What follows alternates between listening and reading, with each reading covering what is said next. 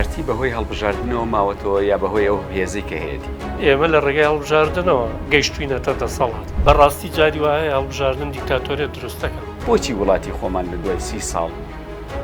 هەڵبژاردن نەبووەتە هۆکاری دەسا و دەستکردنی دەسەڵات؟ هەوادارێکی پارتی لە هەنگرێکی پارتی نەویستی بێ دەنگ بدا کە ئەو ڕەفتارەی بینی بێلانەیە پاڵی پێوەناوێت چێ دەنگ بدا. کاک مەریوان هەڵبژاردن لە وادەی خۆی ئەمساڵ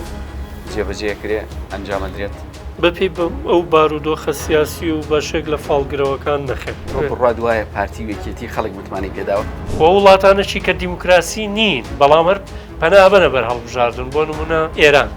هاتووە سوورەیەک بۆ خۆی دروستەکە ئەڵێ من پێی ئەم جوڵەیەم بە پێم قەرەکانەی کە کردومە من ئەبێت دە کورسی بێن ناکرێت تۆ هەتاوەکو سەعات دوو لە حکومەتا بیت و حکومەت بی لە سەعات دووەوە لە شاشەکانی تەلەڤیزۆنەوە معارەزە بی بە نیسبەت حیزبە ئیسلامیەکانەوە ئەگەر تەماشا بکەی هەڵبژاردن دوای هەڵبژاردن ژمارەی کورسەکانیان داوەزێ.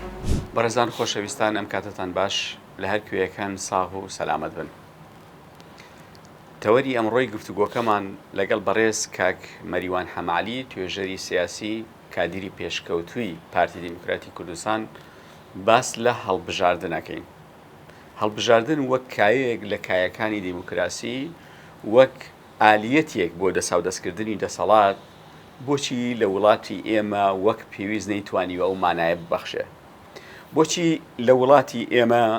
ئەوەندەی خەڵک بەهۆی هەڵبژاردن و بێ ئومێد بوون ئەوەندە هەڵبژاردن نەیتوانیوە ئومێد لە لای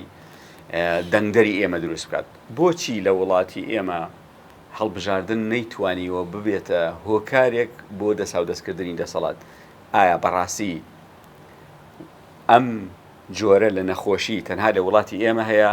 یاخود ئێستا لە وڵاتانی دەرەوەش مەترسی لەسەر هەڵبژاردن و پرۆسی دیموکراسی هەیە؟ سوپاس کاک مەریوان کە لەگەڵ ئێمە بەشداری. کاک مەریوان حاڵەتی دیموکراسی ئەوەی کە پێوتێ گەمەی دیموکراسی بارودۆخێکە قۆناغێکە بێ پێی بگەیت یاخود کاڵایەکە بێ بچی بیکڕی؟ لە ڕاستیە دیموکراسیە فەرهەنگە کولتورە وە شتێک نییە کە لە بازاڕ بیکڕیدیان هاوردەیکەی بەڕاستی ئەبێ پێی بگەی و بە ئاسانیش بەدەست نایە و تێگەیشتنیشی زۆر فراوانە. بە قەناعەتی من بۆ نەک بۆ تەنها بۆ کوردستان و عێراق بۆ شەرقی ئەوسەط ڕۆژهەڵاتی ناوەڕاست بە گشتی لەبەرەوەی ئەم پرۆسەیە زۆر محارەبە کراوە تاوەکو بگاتە ئەم ناوچانە و زۆر دژایەتی کراوە دژایەتی پرۆسی دیموکراسی کراوە و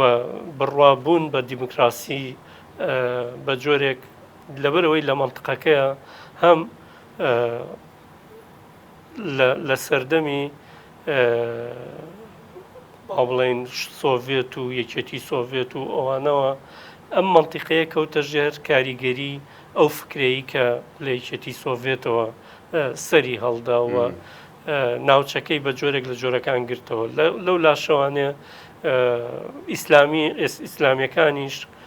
کاریگەری خۆیان هەبوو لەوەی کە ڕوبەڕووی پرۆسی دیموکراسی و بۆچوون و فکرەی دیموکراسی ببنەوە لەبەرەوەی کە تێگەیشتنەکە تۆزێک ئاڵۆستر بوو. بۆیە سیر نییە بۆیە سیر نییە ئێستا و شتێک نییە کە زۆر غەریب بێ بەوەی ئێمە لەم قۆناغەیە هێشتا گڕووگاڵەکەین لەگەڵ پرۆسی دیموکراسیە هێشتا نەگەیشتوینەتە پنتەکانی دیموکراسی هەرچەندە بە قەناعەتی من ئەوەندەی کە خوێندومەتە ئەوەندەی لی تێگەیشتوم دیموکراسی مطلق لە هیچ شوێنێکی دنیای دەست ناکەوێت. یعنی دیموکراسیەک بە مانای کەلیمە کە خەڵک بە تەواوەتی لەناو ئەو فەزا دیموکراسیە هەبێت بە تەواوی دنیا لە شوێنێکا دەست ناکەوێت. لەوانەیە لە شوێنێک لە شارۆچکەیەکی بچووکە لە شوێنێکە هەبێت بەڵام بەو جۆرە ڕەهاییە لە هیچ شوێنێک نییە و ئێمەش لە سەرەتای ئەم پرۆسەیەین بەگشتی لە منطقەکە. کاک مەریوان تۆ باوەڕت بەوە هەیە کە پرۆسەی دیموکراسی ئەگەر وەکەوەی کە جەناب دەڵێ 100% لە شوێنێکە بەرجەستە ببێ یاخود ئێستا لە هیچ چوارقڕنەیەکی دنیا پرۆسەی دیموکراسی 100% جێبەجێ نەکراوە. پێت وانە دیموکراسی ئەگە 100% جێبەجێ ببێ بێتە کۆمەڵگەیەکی میسالی؟ بێگومانە بێتە کۆمەڵگایەکی میسالی و هەر بۆیەشە کە ئەم وەکو هەر تازەگەریەکی تر لە دنیاە کە سەر هەڵەدا ڕێگری خۆی هەیە. دواتر هەر ئەو سیستەمەی کە ئێستا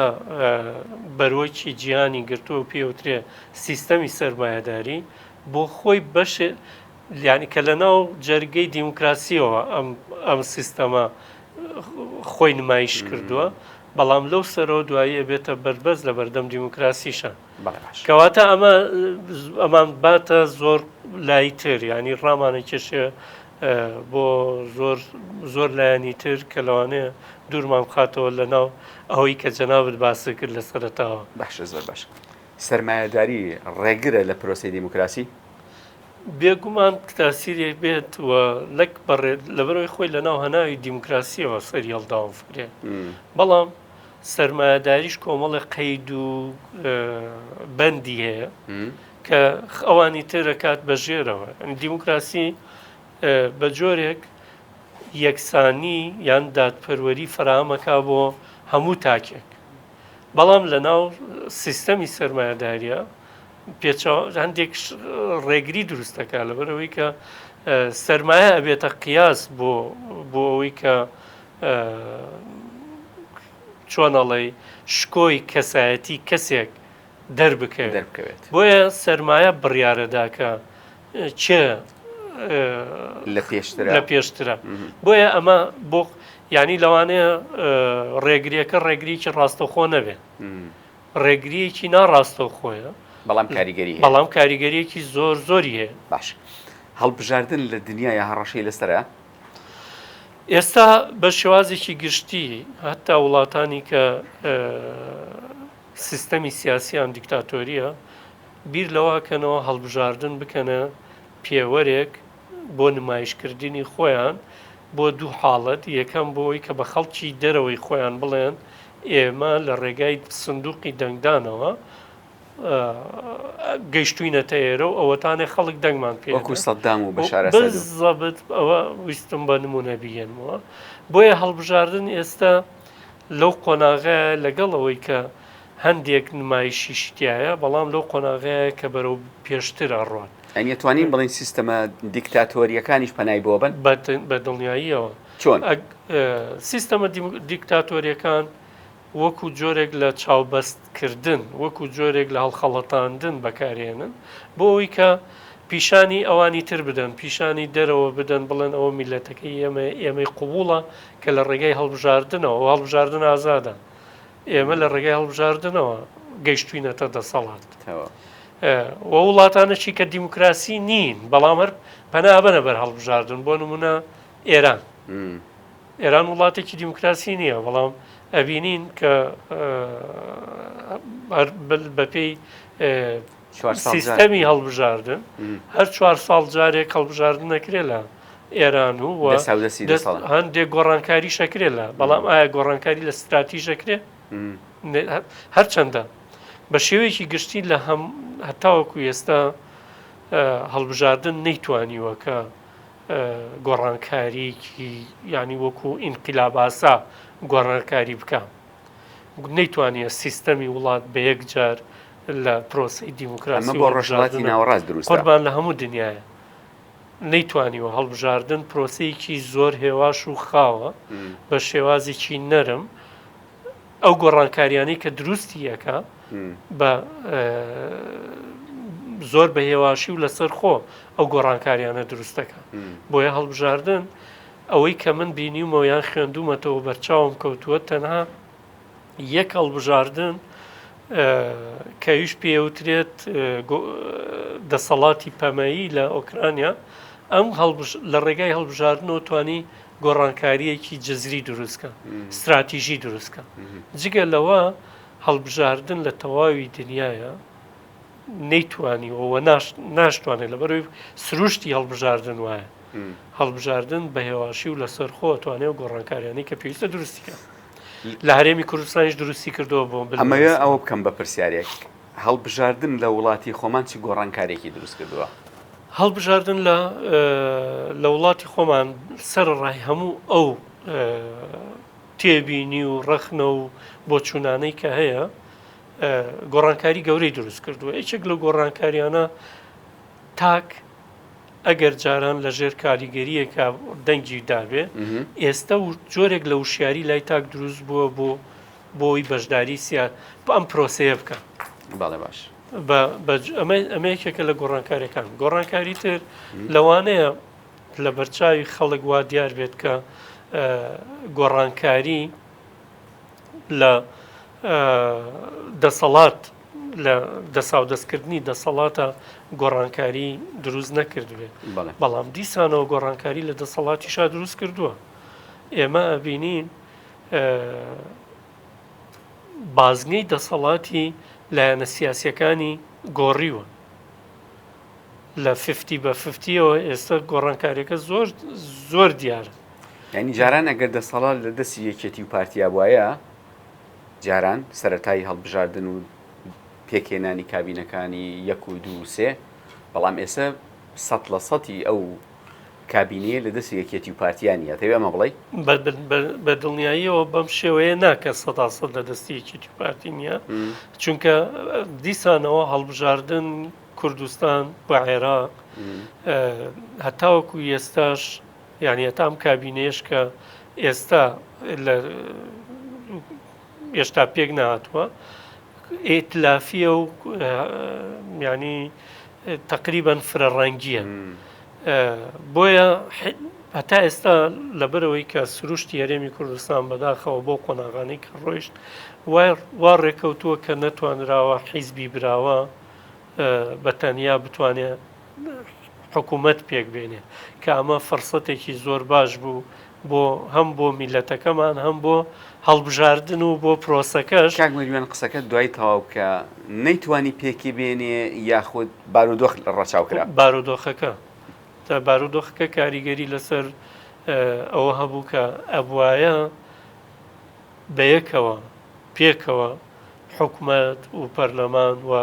دەسەڵاتە خۆجێیەکان بەڕێوە ببرێن ئەگەر بارودۆخەکە ڕەچاو نەکرایە پارتی دیموکراتی کوردستان لە کابینەی یەکەمەوە ئەیتوانی کابینە پێک بێنێ بە زۆرینە لە هەمویانە لە 92 بەڵێ چونکە ئەبێ 50 زاید یەک بێ ئێمەش هیچ کاتێک نەگەیشتوینەتە گەیشتینە 45 کورسی بەڵام ئەبوایە دیسانەوە بۆ ئەوەی کە ببین بە 56 کورسی پێویستمان بە هاوپەیمانی و بە حیزبی تر هەبوو کە هاوپەیمان بێ لەگەڵ هەرچەنێ لە هەڵبژاردننی ساڵی 2010 ئێمامانتوانی حکوومەت پێک بێنین لە باوبەشی لەگەڵ چەند لایەنێکی بچووکی کە دەنگیان کەمتر بوو حکوومەت پێک بێنین بەڵام دیسان ئەو بارودۆخە سیاسی کە لە کوردستانە بوو فەرزی کرد بەسەر واقعەکەیە کە ئەبێت حکوومەتی هەرێم ئێتلافی بێ و هاوپەیمانی بێکە هەرواش بووە تا ئێستا حکوومەتی بنکە فراوانمان بینی حکوومەتی هاوپەیمانیمان بینی حکوومەتی ئێستا حکوومەتی کە لە کارە حکوومەتی پارتی دیموکراتی کوردستان و یەکێتی نیشتیمانی و بچوونەوەی گۆڕان لی بەرپرسیارن و جگە لەوەش ئۆپۆزیسیۆنی ینی ئەو گۆڕانکاریەی کە هەڵبژاردن باس لە هەڵبژاردن باس لە ئۆپۆزیسیۆنەکەین بەڵام ئێستا ئەگە پرۆسی دیموکراسی جەنابەت لە هەرێمی کوردستانە سەتا چەند ئەدەی بە پرۆسی دیموکراسی لە هەرێمی کوردستان وەکو توێژەرێک سیاسیەک شتی زۆر لێکەوێتەوەی کە من سەتا چەندی پێ بدەم وەکو پرۆسەکە کە پرۆسەیەکە ئەنجامە درێ و خەڵک دەنگەدا و ئەو جیهەتانە یان ئەو لایەنانەی کە سەرپەرشتی پرۆسەکەکەن لە ڕووی یاسایی و لە ڕووی لۆجستی و تەکنیکی و ئەوانە لە وڵاتێکی زۆر پێشکەوت و شار وەکو ئەوەی ئێمە بێگومان وایە بەڵام ئەوەی لە پشتەوانێ شتێکی ترە گوزەرێ ینی بۆ نمونە قەناعەتی خەڵک ئێمە لە هەرێمی کوردستان خەڵکی کوردستان چاوەڕی زیاتر لە پرۆسەی هەڵبژاردنە بۆیە ئەگەرە بینین ینی تەماشا بکەین لە هەڵبژاردننی یەکەمەوە لە 1992ەوە تاوەکو ئێستا کە 6 خولی هەڵبژاردن و ئەم جارش لە 11 هەڵبژاردننی عێراقەکرێ دیسان خولی شەشەمە ینی هەموو هەڵبژاردنێک تەماشاکەی نیسمەی مشارەکە بە جۆرێک لە جۆرەکان بەرەو قزیە ڕوان جا ئەمەش وەکاری زیاترە بۆیە ینی هەموو ئەمانە لێکەوتەی خۆی هەیە و کاریگەری ڕاستە و خۆی هەیە لەسەر پرۆسەکە ڕاستە لە دنیا شتێک نییە بڵێ ئەگەر ئەم هەڵبژاردنە ڕێژەکەی ئەوەندە خەڵک بەشداری نەکرد ئەم هەڵبژاردنە شەرعی نییە ئەمە بەش لە وڵاتی خۆمان نییە نەخێر لە هیچ شوێنێک نییە لە هەموو دنیاە هەروەکو ئەم شێوازەیە کە لە هەرێمی کوردستان لە عێراق بەڕێوە چێ وەکو لە نەستانداردەکەی کە هەڵبژاردن نەکرێ و ئەو سیستەمانشی کە لە عێراقا بەکارێت بۆ هەڵبژاردن لە هەرێمی کوردستان لە وڵاتانی تریشا بەکار هاتووە و ئیشی پێکرێ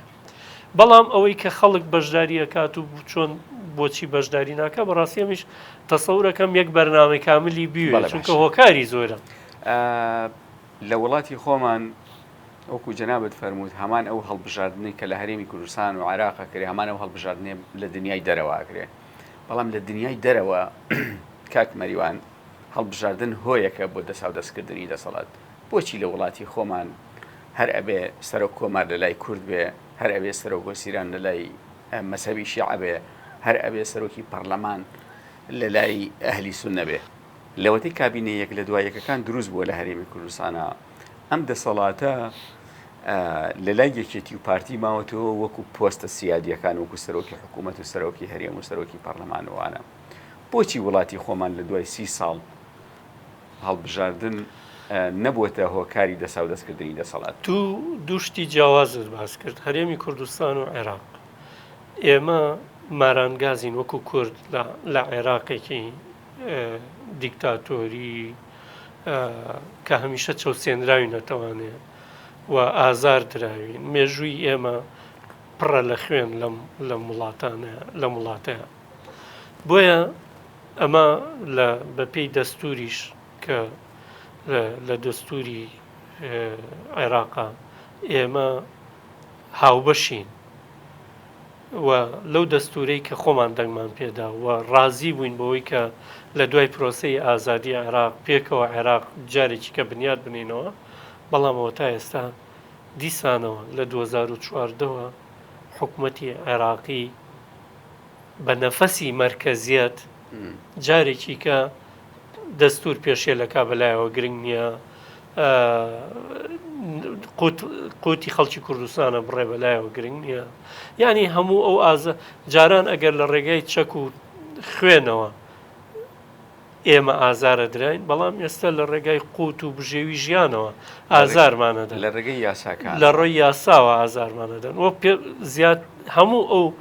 یعنی زۆرینەی هەرە زۆری ئەو مادە و بڕگانەی کە لە دەستورە مافی کوردستانی تایە بە جۆرێک لە جۆرەکان ئەوانە پێشێلێکەنیان پراوێزێکەنیان ئەچن بەلای شتێکی تراکە هەر زۆر دوورە لەو مۆزوعانەوە دواتریش بەشێک لەو بڕیارانەی کە لە ناو دەستوریان ئەو بند و بڕگانەی کە لە ناو دەستورایە ئەڵێ دوایی یاسایی بۆ دەرەچێت ئەمانە خۆیان دوورەخەنەوە لەوەی کە بۆ ئەمەش یاسا دەربکەن بە نمونە یاسای نەوت و غاز یعنی یەکێکە لەو کە هەمیشە کێشەیە بۆ عێراق هەتا وەکو یاسایە دەرنەکرێت هەمیشە بە قەناعەتی من بە تەسەوری من هەمیشە کێشەکانی نێوان بەغدا و هەولێر قوڵترە کاتەوانێ چونکە لە دەستورە دەستنیشان کراوە کە ئێمە حەقی چیمان هەیە لە سەروەتە نیشتیمانیەکانە ئەو ناوێت دان بەمەیە بنێ بۆیە ئەوێت هەمیشە خەڵکی کوردستان چاوی لە دەستی ئەوان بێت بۆەوەی کەوەکە بۆیە بێمتمانەیەکە وای کردووە کە پۆستە لە پۆستە سیادیەکانە ئەبێ بەم شێوەیە بێ سەبارەت بە هەرێمی کوردستان سەبارەت بە هەرێمی کوردستان ئەگەر تەماشا بکەیت بە وردی تێڕوانینێک لە ڕابردووەوە لە 92 تاوەکو ئێستا گەر ببینی بەڕاستی خەڵکی کوردستانە کە متمانەی داوە بەم حیزبانە ئەین تۆ بڕوا دوایە پارتی وەکێتی خەڵک متمانەی پێداوە ئەوە هەڵبژاردن قەراری داوە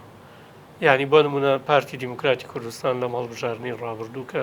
2024 کە کراوە پارتی دیموکراتی کوردستان دەنگی یەکەمی هێناوە ڕێژەی کورسیەکانیشی بە ڕێژەیەکی باش لە پێش هەموو لایەنەکانی ترە کەواتە ئەمە هەڵبژاردنە اینجا ڕێژەی بەشداریکردنیش کەم نەبووە ینی لە 1970 قسوور بەشداری کردووە بە پێ و داتایانەی کە کۆمیسیۆن هەموو ئەو گلەیانەی کە ئەکرا کۆمیسیۆنی بەغاژەم جارە سەرپەرشتی ئەو پرۆسەی کردووە کە لای بەشێک لە معارەزە و وەڵا هەموو معارەزە و بەشێک لە ئەوەی تر خەڵکیش گلەی ئەویان هەبوو کە با کۆمیسیۆنی بەغدا بێ با کۆمیسیۆنی بەغدا بێ و با داتای بەغدا بێ و نازانم چی ئۆشتانە بۆیە تا ئەم لە حسێش کاگی ئیسماعیل ینی بە تەسەوری من هێشتا خەڵک ئەوێت ینی ئەگەر تەماشا باسی ئەومان کرد کە دەستور پێشێ لە کرێ ئازارە درین ئەزانی ئەمە هێشتا لە قۆناغی شۆڕژی ڕیا دەرنەچوین کەواتە هێشتا پێویستە ینی خەڵکی کوردستان لەوە تێگەن کە هێشتا پێویستە بکە پارتی هەبێت بۆ ئەوەی کە پارێزگاری لەو قوارەیە بکە ینی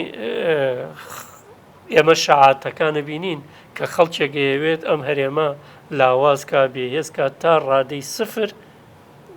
مرکزیت زاڵ بێتەوە بەست دەرەوەیە ناوخۆیە لە ناوخۆش ئەو تەیدیا بینی لە ناوخۆشە ئەوە بینرێت لە دەریشەوە بێگومان هەیە ئێمە دۆستەکانیش جانی جگە لەوەی کە خەڵکانێگەیانەوێت کە هیچ لەسەر هەرێمی کوردستان بکەن بەڕاستی بە سوپاسێکی زۆرەوە دۆستانێکی باششمان هەیە کەیانەوێت ئەم قوارەی هەرێمی کوردستان بە بەهێزی و بەیەگرتووی بمێنێتەوە باش کاک مەریوان باست لەوە کرد کە لایەنەکانی ئۆپۆزیسیۆن خۆیان داوایان کرد کە هەموو داتا و زانیاریەکان هەموو سەرپەرشتیەکان کۆمیسیۆنی دەرەوە بێ بۆچی ینی ئێمە وەکو گەمە دیموکراسیمان قبوڵە وەکو گەمە هەڵبژاردنمان قبوڵە بەڵام نەتیجەمان قبوڵ نییە وەڵایەوە بێ لەوان لەو کەسانەی کە نەتیجەیان قوڵ نییە و بەشدارن لە پرۆسەکەیە مەسەن من جارێکی کەش باسم کرد نازانم لەکوێ بە کاک ئیسماعیل من یام سوورەیەک پێش هەڵبژاردن بۆ خۆمە کێشم حیزبێکم بزوتنەوەیەکم و خۆمەڵە خەڵەتێنم بەوەی کە حەجم و جەماوەری من چییە زیاتر بە لایک و کۆمنتی فەیسبوک و سۆشیال میدیا کە کاتێکە من زۆر شارەزانیمەوە نازانم سەدکەی و ئەوانە ئەکاتە چەند بەڵام کاتێک ئەم ڕێژەیە بینیەوە ئازانێ ئەمە هەمووی دەنگدەری خۆیەتی کاتێککە لە مۆبایلەکەیەوە پەیامێکی پۆپۆلیستیانە بڵاوە کاتەوانێت کە هیچ بەرپرسیارەتیەک لەسەر شانی ئەو نییە و هیچ کاتێک ئامادە نییە بەرپرسیارەتەکەشی بخاتە سوی خۆی هاتووە سوورەیەک بۆ خۆی دروستەکە ئەڵێ من بە پێی ئەم جوڵەیەم بە پێم قارەکانەی کە کردومە من ئەبێت 10 کورسی بێنم 5 کورسی بێنم کاکە 30 کورسی بێنم هەڵبژاردن نەکرێت هیچ نایەنێ کورسی بەدەست نایەنێ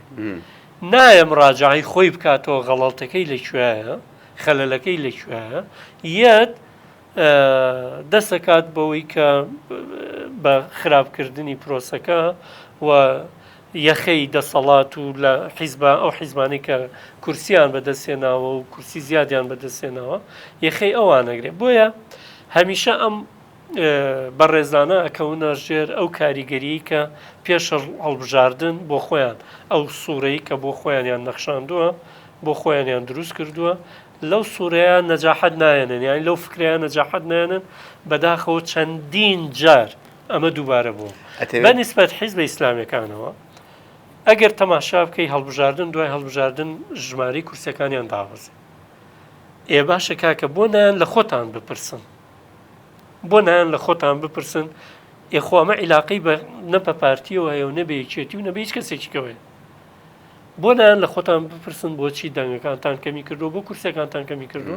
ئەمە یەک دووهەم بە نمونە کاکە بزوتنەوەی گۆڕان بزوتنەوەی گۆڕان لە 25 کورسیەوەتە سەرەوەی کە هیچ کورسێکی نییە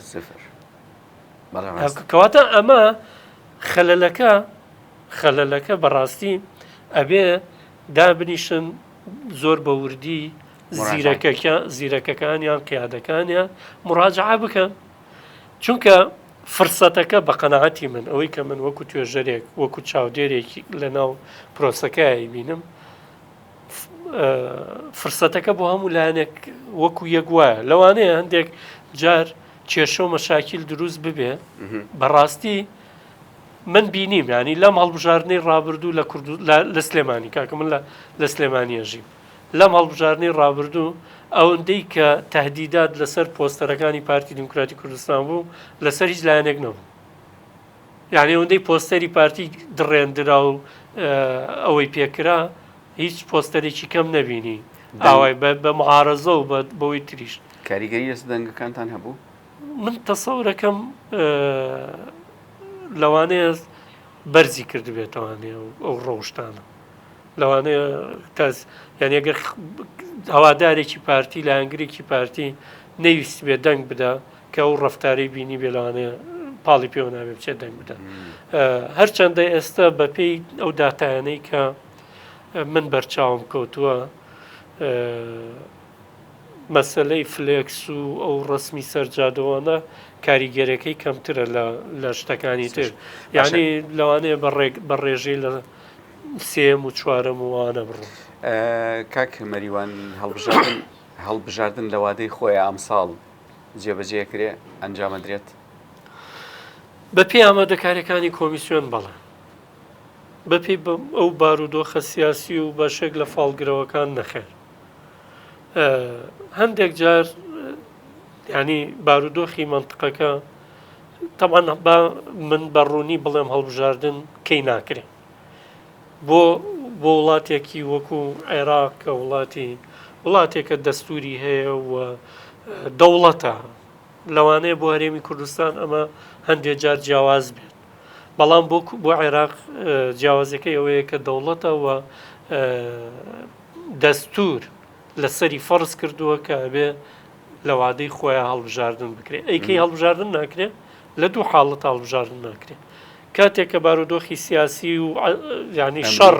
ئەمنی دروست ببێت لە منطقەکەیە کە ڕێگر بێت لەسەر چونکە پرۆسەی دیموکراسی و پرۆسی هەڵبژاردن پێویستی بە کەشێکی ئارام و خەڵکێک دەروون ئارامە بەڵێ باش لە حاڵەتێکە کە کارەساتی سروشتی ڕوەدا ئێمە لە 2018 بینیمان کە لە عێراق لەژێر هەیمەنەی داعش و ئەوانەیە هەڵبژاردن کرا ماعادا لەو شوێنانەی کە نائارامی و شەڕی تیا بوو داعش گرتبوونی هەڵبژاردن نەکرا دەنا لە عێراق هەڵبژاردن کرا بەڵام هیچ کاتێک ئەم کارە ساتانە ڕووی لە هەرێم نەکردو و هەڵبژاردنیش لە کاتی خۆیان نەکراوە و پەنجەی تۆمەتیش بۆ پارتی وێکێتی ڕاکێش من وتم لەبەرەوەی کە یەکێک لە عیبەکانی هەرێمی کوردستانەوەیە کە تا ئێستا دەستورێکی نییە یعنی نەبوونی دەستور کاریگەریەکەی چییە مەجای داوە بە هەر خەڵکێک بۆ خۆی بێ بە کەیفی خۆی دژی ئەمنی قومی ئەم میلەتە قسە بکە و کەسیش بۆی لێ نەپرسێتەوانێ ئەمە یەک دووهەم خەڵکێک بە ینی زۆر بە دەنگێکی بەرز ئەچێتە بەرەی خەڵکی تر و لە دژی هەرێمی کوردستان بە کەیفی خۆی قسەکە و قسەکانیشی دوایی ڕاست دەرناچن و نەتیجەکەی خراپیشە کەچی کەس لی ناپرسێ ئەمە یەکێکە لەوانەی کە دەستور بەڕاستی مەبەستت لایەنی کوردیە بەڵێ لایەن خەڵک شەخص نەک لایەن کاکە شەخص تاک لە بەردەم کامێرەی مۆبایلەکەیە بە کەیفی خۆی قساکات و زۆر جار لە بەرنامەی تەلەڤیزیۆنیشە بە کەیفی خۆی قساکە و دوایی ینی من تێناگەم لەوەی کە ئەمانە قسەکانیشان دوایی وەکو خۆی دەرناچێت بەڵام هەر بەردەوامە بن هەر تیڤەکان و ئەو برادرانش داواتیان بەبەستم چی بوو هەرێمی کوردستان بەڕاستی کاریگەرە بە کۆمەڵێک بارودۆخ کاریگەرە بە کۆمەڵە بارودۆخی سیاسی ناوخۆیی و ئیقلیمی ئەمانە تەسیر دروستیان هەمیشە تاسیریان دروست کردووە لەسەرەوەی کە هەڵبژارنەکە لە کاتی خۆیان نەکرێەوە قەیدێکیش نییە لە هەرێمی کوردستان قەیدێک نییە یاسایەکی وان نییە کە ملزەمی کا بەوەی پەرلەمانیشێکی لەو شێوەیە نەکردووە کە ڕۆژ نەخێر لەبەرەوەی کە بەداخەوە شەڕی براکوژی کە یعنی ئەمە وتنی ڕاستیە نەک کولانەوەی برینەکە لە ساڵی 94 کە شەڕی ناوخۆ دەستی پێکرد کاتی ئەوە بوو کابواە هەڵبژاردن بکرێ بەڵام کاتێک کە بارودۆخ نەگونجا بۆەوەی کە هەڵبژاردن بکرێەوە شەڕ دەستی پێکرد بە ناچاری پەرلەمانی کوردستان ماوەی خۆی درێژ کردەوە ئەگەر بڵێم ئەمە وەکو جۆرێک لە نەریت خەریکە بسە بە سەرەتایەک بۆەوەی کە ینی ئەمە دروست ببێت و دیسانەوە گەڕێمەوە بۆەوەی کە لە هەرێمی کوردستان شتێک نییە وەکو قەیدێک وەکو یاسایەک کە لەسەر هەموو شێوە دەستور نییە بزەبەت دەستور زۆر کاریگەرە کە ملزەم بێت هەرێمی کوردستان ملزەم بێت لە کاتی خۆیان ینی یەکێک لەو کێشانەی کە بۆ هەرێمی کوردستان دروست کرا خۆشمان دروستمان کرد لە ناوی دوو کەوانە ینی خەڵک بۆی دروست نەکردین بۆ نمونە چالاکردنەوەی کۆمیسیۆنی باڵای هەڵبژاردنەکانی هەرێمی کوردستان خۆم عیبەیە عێراقی شەیەتی لەبەرەوەی کۆمیسیۆنی باڵای هەڵبژاردنەکانی عێراق 2 ساڵ زیاترە کە کاتی تەواو بووە بەڵام هەر جارە بۆ بیانوێک کاتەکان بۆ درێژکردنەوەانێ ئەم جارش کاتەکان تەواو بووە بەڵام لەبەر هەڵبژاردننی عێراق دیسانەوە کاتەکان درێژ کردوانێ ئێکەواتە ئەوە یەکێک بوو لەو هۆکارانەی کە نەتوانرا هەڵبژاردننی هەرێمی کوردستان لە کاتی خۆیان بەتایبەتی ئەو خولی شەشەم ئەم خولەی کە ئەنجام درا لە کاتی خۆیان ئەنجام بدرێەوە ساڵ و شتێک بەسەر کاتەکە تێپەڕی کرد و ئەو ناڕێک و پێچەی ناو کوردیش ینی ناو لایەنەکانیش کە هەر جارە و بە جۆرێک بە بەهانەیەک زیاتر دوورەکەوتینەوە لە یەکتری مامۆستا مەریوان وەکو باشیەکان وەکو گۆشەنیگای جوانی هەڵبژاردن یا پرۆسی دیموکراسی لە هەرێمی کوردستانە دیارە کە هەڵبژاردن نەکرێ پەرلەمان دروستەکرێ حکوومەت پێکەهێنرێ لایەنی دەسەڵاتمان هەیە لایەنی ئۆپۆزیسیۆنمان هەیە پێم خۆشە عیبەکانی پرۆسەی هەڵبژاردن لە هەرێمی کوردستانە بژمێری بۆمان بەڕاستی هەڵبژاردن من بۆ خۆم چونکە زۆر لایەنگری هەڵبژاردنم ئینسان زۆر کەم عیبەکانی بینێ بەڵام بەڕاستی جاری وایە هەڵبژاردن دیکتاتۆریەت دروستەکە ینی هەڵبژاردن یەکێک لەوانەی کە با بڵێن مەسەلەی مشارەکەکردنی خەڵکە چەند زۆرتر خەڵک بەشدار بێ ئەوەندە شەرعەت و قووەتی هەڵبژاردنەکە بەهێزترە بێ پێچەوانەکەشی ڕاستە چەند خەڵک ینی کەمتر بەشداریان پرۆسیەکە وردە متمانەی هەڵبژاردن نامێن یەکێک لەو عیبانەی تری کە هەڵبژاردن ئەوەیە کە بەنسبەت منەوە وەکو عیب نایبینم بەڵام بەڕاستیش لەوانەیە بۆ خەڵکیشی زۆر عیبە بێ ینی خەڵکێک چاوەڕێی زۆر سەریحی لە هەڵبژاردنە ینی ئەمڕۆ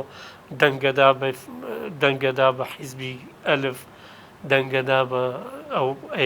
ئەوێز بۆ ڕۆژی دواییتر ئیتر سەحر بکە کامە لە هەڵبژاردنە ڕوونادا خەڵک تەحەمولی کەمە بەرامبەر بە نەتایجەکانی هەڵبژاردن. لایەنێکی تریش ئەوەیە بەڕاستی جاری وا هەیە خەڵک نیگەرانە بەوەی کە بە تایبەتی لە هەرێمی کوردستان بە جۆرێک لە جۆرەکان هەرچەنە ینی بۆوانەی کە تێگەن لەو بارودۆخە شتێکی ئاساییە، بەڵام ئەوەی کە لی تێناگات قورسە. لایەنی کەمەوەی کە بۆ نمونە من پارتی دیموکراتی کوردستانم، من زۆرینەی زۆری دەنگەکانم هێناوە، بەڵام بۆچی بێم ئەو هەموو دەنگەم هێناوە ئەو خەڵکی کوردستان متمانەی بە من کردووە بۆ من بچم دەسەڵاتەکەم دابشکەم لەگەڵ خەڵکی کە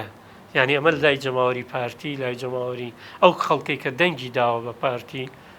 وابیرەکاتەوە. ئەمە پرسیارە لە پارتیەکرێ بەڵێ وانی بەڵام کاتێک کە منی سیاسی منی توێژەری سیاسی ئەبینم بارودۆخەکە چۆنەوە لە بارودۆخەکە تێگەم ئەو کاتە هەرێمی کوردستان گەورەترە لەوەی کە پارتی چەند پشتی بەرەکەوێت لەم دەسەڵاتەیە یان پارتی چەند باشە بۆیە هەمیشە ئەوەی کە گەورەترە ئەوەی کە دیارترە ئەوەی کە گرنگترە مانەوەی هەرێمی کوردستان و قوارەکەیەتی نەگەوەی کە ئەم لایەنە چەند دەسەڵاتی هەیە ئەو لایەنە چەند کورسی هەیە. پارتی بەهۆی هەڵبژاردنەوە ماوەتەوە یا بەهۆی ئەو هێزەی کە هەیەی؟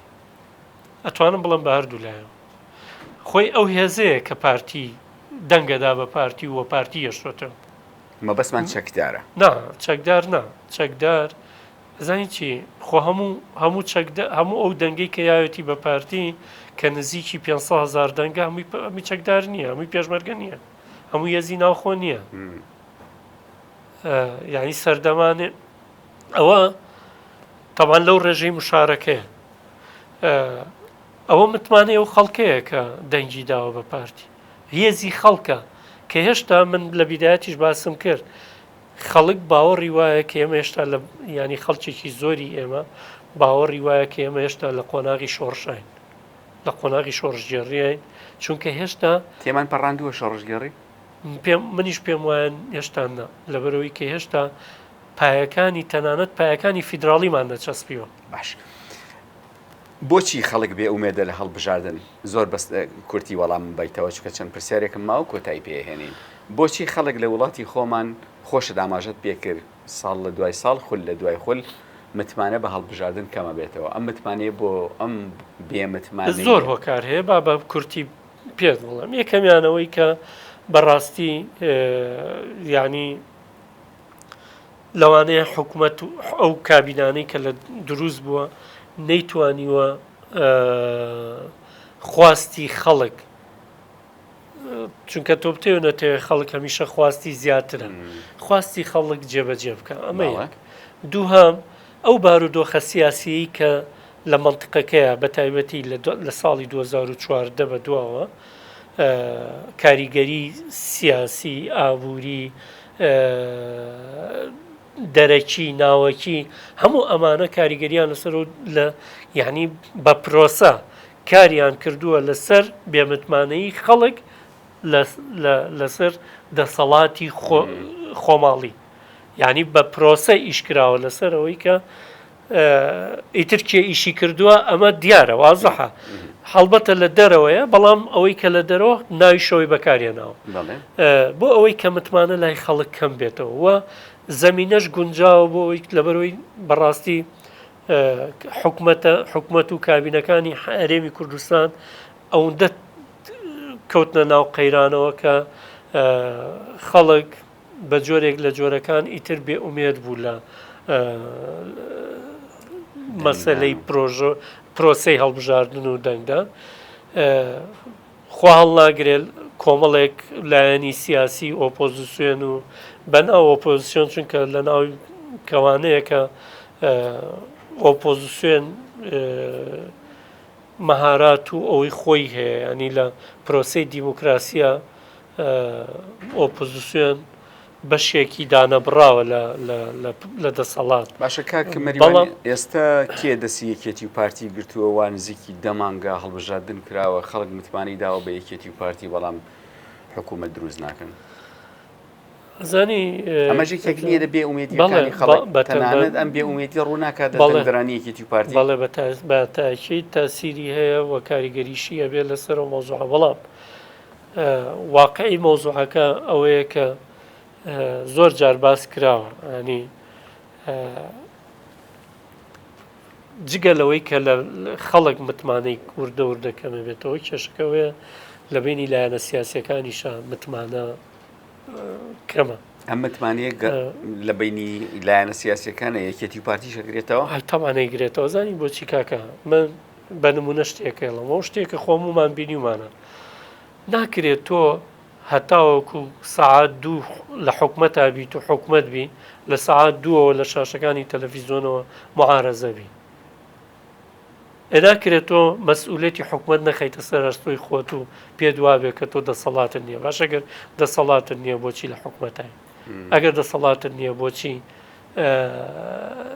ئەو پۆستە گرنگانەی ناو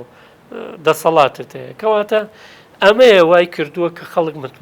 متمانەی باشە قەبارەی ئۆپۆزیسیۆنم پێ بڵێ لە کوردستانی خۆمان با لە ناو دووکەوانەیە وەکو جەنابە دووزت لە ناو دووکەوانەیە چونکە ئێستا نیشانەی پرسیار بە تەواوەتی لەسەر ئەو لایەنانە هەیە کە پیانەوەترێ ئۆپۆزیسیۆن قەبارەی ئۆپۆزیسیۆن لە وڵاتی خۆمانە سەتاچەندی ناو پەرلەمانە زانی ئەگەر وەکو ژمارەی کورسی تەماشای کەی لەوانەیە بگاتە 135 ئەگەر وەکو ژمارەی کورسی تەماشایکەی بەڵام مۆزوعەکە ژمارەی کورسی نییە کاکە خەڵکی با بڵێن ئەوەی کە خۆی ناوزەت کردووە بە ئۆپۆزیسیۆن ئەو سنتەرێک هەیە هینی دانیشتەکانی پەرلەمانی عێراق و کوردستان وانە هی ئەندام پەرلەمانەکان چالاکیەکانیان یاداشتەکە من ئەندام پەرلەمانم بینی و هەموو ڕۆژێ لەسەر شاشەی مۆبایلەکەیەتی لە سۆشیال میدیا بەڵام لەو چالاکیانەیە ڕۆڵی نەبووە دەوری نەبووە لە لیژنەکانی پەرلەمان لە ئەی باشە ئۆپۆزیسیۆن نەبێت خۆل ئەو شوێنی ئۆپۆزیسیۆن یان ئەمە تەنها بۆ خەڵکو بۆ نمایشکردنە بۆ خەڵکووانە بۆیە هەندێک جار مەسلەی ئۆپۆزیسیۆن بوون وەکوتم ینی کاکە نمونە بە ئیسرائیل بێنینەوە خۆ ئۆپۆزیسیۆن لەوێ زۆر چالاکە بەڵام کاتێک کە ئیسرائیل بڕیاری ئەوەیدا شەڕ لەگەڵ ئێرانەکە هەموو ئۆپۆزیسیۆنەکان چوونە پاڵ دەسەڵاتەوە ینی داعمی پرۆژە نیشتیمانیەکەیان کرد بەنسبەت خۆیانەوە ئۆپۆزیسیۆن لە وڵاتی خۆمان لە هیچ کاتێکە پشتی یەکێتی و پارتیان نەگرتووە نەک یەکێتی و پارتی حکوومەت کاکە پشتی یەکێتی و پارتی نەگرن خۆوان حیزبێکی سیاسین و یەکێتی و پارتیش حیزبی سیاسین بەڵام هەندێک شت هەیە پرۆژەی نیشتیمانین پرۆژەی نەتەوەیین ئەمانە پێویستە هاوکار بن یارمەتی دەربن بەستەوەی لە ڕیفراندۆمە پشتگیریەکی بۆ نمونە بڵێ ڕیفراندۆم بۆنا ڕیفراندۆم بەشێکەوە کاکە گیان مەسلەی داگیرکردنەوەی کەرکووک ئەی خۆمە نیشتیمانی نییە چیە خەڵکێکەیە خۆ ئێستاشی لەگەڵا بێ لەگەڵەوە هەرم هەموو هەرێمی کوردستان تەسلیمی چونکە تا ئێستا بەسەر زمانیان نایە کە لەو دەستورە شتێک نەماوە ناوی دەوڵەتی مەرکەزی بێ کووردە ئەڵێ لەگەڵ مەرکەزا دانیشین بەدەمیان نایە بڵێ لەگەڵ حکومەتی فیدراڵیا دانیشین ئەوە جگە ئیجا عارەبەکان تا ئێستش بە پێمانەڵەن شیمالی عێراق و پێمان ینی وەکو مەبەستم دەسەڵاتدار و سیاسیەکانی ئەوەم بە ڕاشکاوی پێ بڵێ لایەنەکانی ئۆپۆزیسیۆن نێوانیان لەگەڵ لایەنە کوردیە دەسەڵاتدارەکان بە تایبەتی یەکێتی و پارتی خۆشترە یا لە نێوان لایەنەکانی دەسەڵاتی عێراق جا دووشتی جیاوازە لەسەر ئیعلام و لە بەردەم سۆشیال میدیا لەسەری لەگەڵ هیچ کەسێکا باش نییە بەڵام لە ژێرەوە شتێکی تر لە ژێرەوە کامیانە سپاس دەکەم کاک مەریوان بەخێراتی زەحمەتت کێشا ئەگەر بفەرمی من شتێکم لە بێتی بێت دەستان خۆش بێت پرۆسێ ینی بەرنامەکە بەرنامەیەکی جوانە هەڵبژاردن پرۆسەیەکی حەیە پرۆسەیەکی زیندووە پێویستی بەوەیە کە بە قەناعەتی من بە بەرنامەیەکی لەم چەشنە ناتوانانی حەق بدەیت بە هەڵبژاردن و بە پرۆسەی هەڵبژاردن ئەم پرۆسەیە بۆ ئەوەی کە لە ناو دڵ و دەروون و لای خەڵک ئاشناوێ بە قەنەعەتی من پێویستی بەوەیە سنتەرەکانی کۆمەڵگەی مەدەنی ڕێکخراوەکانی کۆمەڵگەی مەدەنی بەشێک لە زانکۆ و پەیمانگاکان پەروەردەکاری لەسەر بکات بەشێک لە وەزارەتی پەروەردە ئیشکا لەسەرەوەی کە بەڕاستی دیموکراسی و هەڵبژاردن و ینی پرۆسی دیموکراسی بە شێوەیەکی گشتی ئەبێ ببێتە کولتور لە وڵاتی ئێمەشە خۆناغێکا بێ پێی بگەین ئەبێ پێی بگەین و ئەبێ بەڕاستی ئەمە ئاشنا بێت بە هەموو تاکێک و خۆی تیا بدۆزێتەوە ینی بزانێت کە ئەو لە کام پنتی ئەم سیستەمەیە خزمەتەکە تێ ئەکۆشێ و بە قەنەعەتی من لە ناو پرۆسەی دیموکراسیە هەموو کەسێک حەقی ئەوەی هەیە بگا بە حەقی خۆی هەموو کەسێک حەقی ئەوەی هەیە کە داوای مافی خۆی بکە هەموو کەسێک هەڵبەتە زۆریشیان بە یاساژ بۆ ڕێکخراوە بەڵام بە شێوازێکی چونکە دیموکراسی شێوازی مەدەنیە یعنی نەتوندی تیژی تیا قوبوڵە نە زۆرداری تیا قوبوڵە نە هیچ ئەم کشتانە ناگرێتە خۆی بۆیە پێویستە خەڵکی ئێمە خەڵکی کوردستان بە هەموو کوردستانەوە ینی هەر کوردستانی پارچەکانی تریش ئەوەی کە بە سەدان ساڵ ئێمە بە شەڕ پێی نەگەیشتین ئەتوانین بە دیموکراسی و بە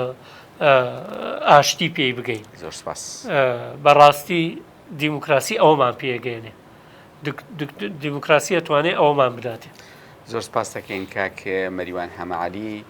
توێژەری سیاسی کادری پێشکەوتوی پارتی دیموکراتی کوردستان لەگەڵ ئێمە بەشدار بوو گفتوگۆمان کرد لەسەر بابەتی هەڵبژاردن لەسەر بابەتی دیموکراسی و گەشتینە ئەو بڕوایەی کە تا ئێستا ئێمە وەکو گەلانی ناوچەکە تا ئێستا لە گڕوگاڵی پرۆسەی دیموکراسی داین بمێنن بەخێر خواتان لەگەڵ